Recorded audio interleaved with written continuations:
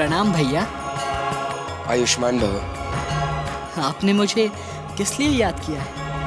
पिताजी भयभीत हुए हैं छोटे, और मामा जी ने तुम्हारे साथ साथ मैया के विनाश के लिए अशुमुखी केशी को संदेश भेजा है।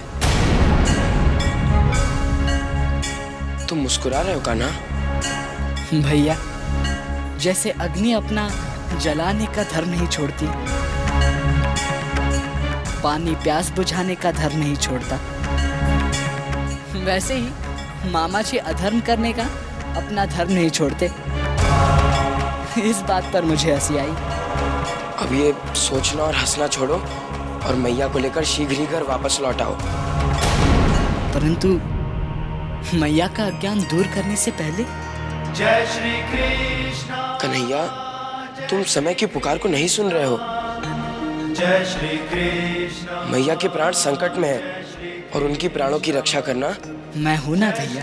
कृष्ण आप चिंता ना कीजिए। जय श्री। आप हमारे घर की, पिताजी की, गोकुल और गोकुल वासियों की रक्षा कीजिए। मैं मैया की रक्षा करूंगा। जय श्री कृष्ण। जय श्री कृष्ण। और मैया की आंखों पर जो ममता की पट्टी बंधी है उसे उतार दूंगा। फिर हम दोनों भी गोकुल चले आएंगे। जैसी तुम्हारी इच्छा छोटे। जय श्री कृष्ण। जय श्री कृष्ण। गोकुल अब अधिक दूर नहीं होगा। केशी! केशी! तुझे कौन पुकार रहा होगा? केशी!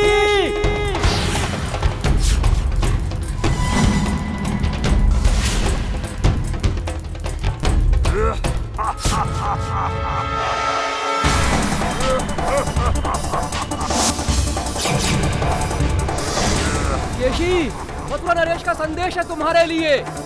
बताओ, क्या संदेश है मथुरा नरेश का? डरो नहीं, मैं मथुरा नरेश का मित्र हूँ। बताओ क्या है संदेश? कृष्ण अपनी यशोदा मैया के साथ गोकुल से भाग गया है। उसे मार्ग में ही रोको और सीधे यमलोक पहुंचा दो।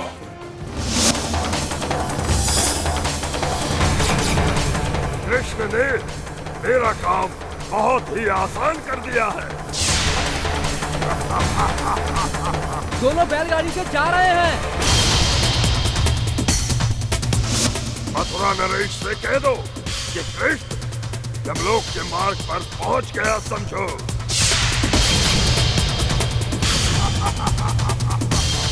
बैलगाड़ी।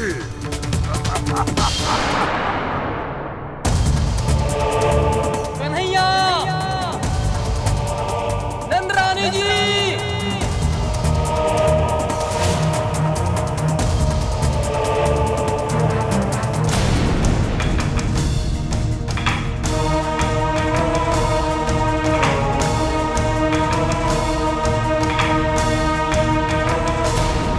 अक्रूर जी, आर्या को तो कृष्ण और यशोदा का कुछ पता ही नहीं चला।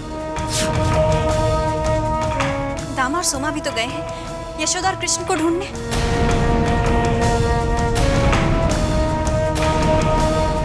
कान्हा! कन्हैया! कान्हा! कृष्णा! नंदरानी जी!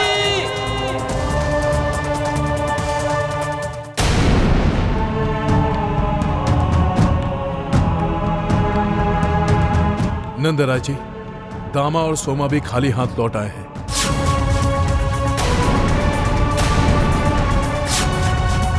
भैया, यशोदा मायके ही गई थी ना? हाँ भाभी।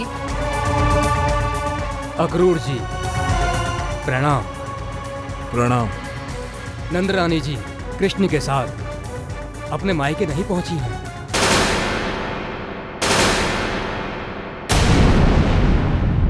ना ही उनके मायके के रास्ते पर उनकी बैलगाड़ी कहीं दिखाई दे रही है।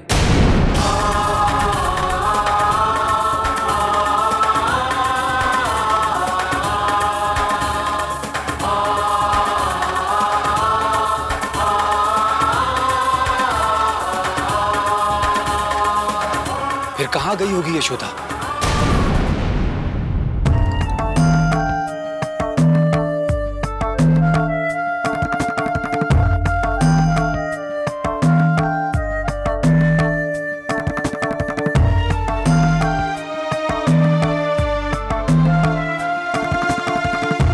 मैया, मेरा ननिहाल तो दूसरी ओर है।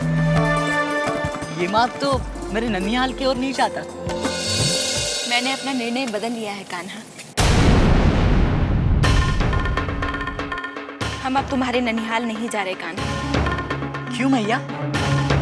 मैं कोई भी जोखिम नहीं उठाना चाहती कान्हा। यशोदा कृष्ण को लेकर भाग गई है। ये समाचार अभी तक कंस को मिल गया होगा और वो दुष्ट तो यही समझेगा ना कि यशोदा अपने मायके गई होगी। परंतु आपने पिताजी को तो यही बताया था कि आप मुझे लेकर अपने मायके जाएंगी।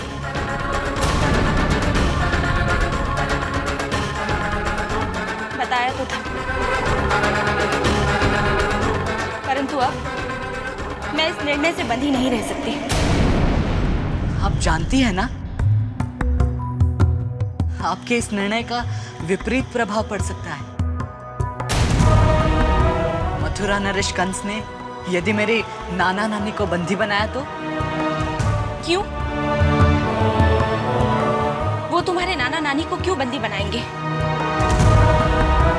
वो तो उनकी प्रजा नहीं है। परंतु पिताजी तो उनकी प्रजा है ना, और प्रजा को अपने राजा की आज्ञा का पालन करना ही पड़ता है। और तो और पिताजी ने हमें भागने की अनुमति देकर पहले ही राजद्रोह किया है। और आप अब चुप रहो कान्हा। मुझे भयभीत मत करो। मैं अच्छी तरह से जानती हूँ तुम उस धनुष यज्ञ समारोह में हिस्सा लेना चाहते हो, इसीलिए तुम मेरे मन में भय उत्पन्न कर रहे हो ना। कुछ नहीं होगा।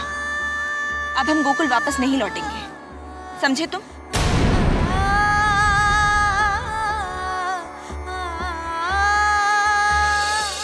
भैया, भैया ईश्वर के लिए बता दीजिए, यशोदा कृष्ण को लेके कहाँ चली गई है?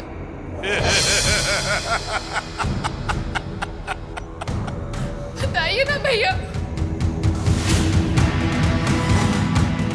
हमें पीड़ा देने में तुम्हें बड़ा आनंद आता है ना कंस? बहुत बहुत।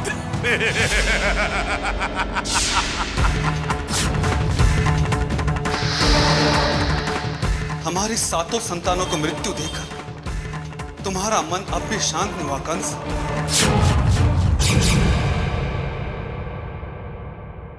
आठवां भी बाकी है ना वसुदेव?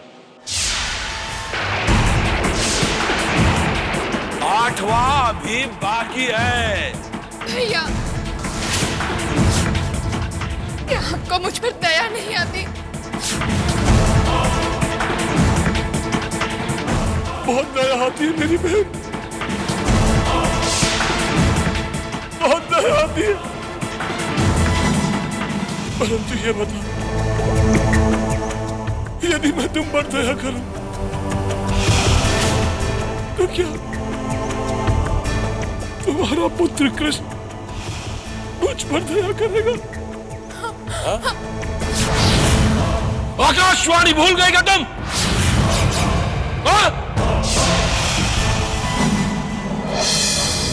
भैया, मैं आज्ञा दूंगी कृष्ण को कि वो आपको मृत्यु ना दे। अच्छा, और वो तुम्हारी आज्ञा क्यों मानेगा? क्योंकि मैं उसकी मैया हूँ।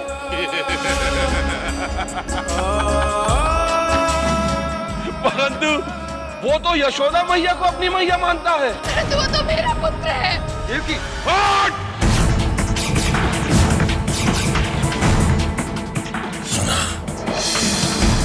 सुना क्या कहा देवकी ने?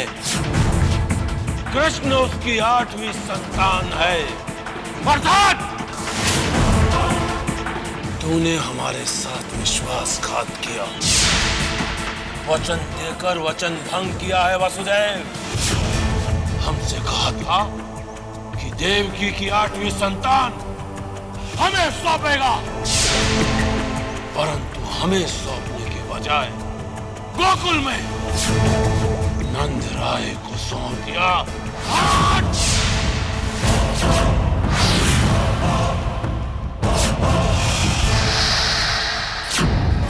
मरण रहे वसुदेव। कृष्ण को बचाने की कितनी भी चेष्टा कर लो तुम लोग, वो कृष्ण मेरे हाथों से बचेगा नहीं, उसे मैं ही मृत्यु दूंगा।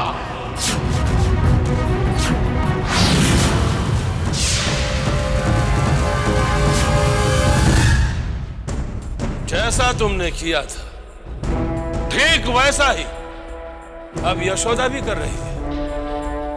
वो कृष्ण को लेकर गोकुल से कहीं बाहर चली गई है।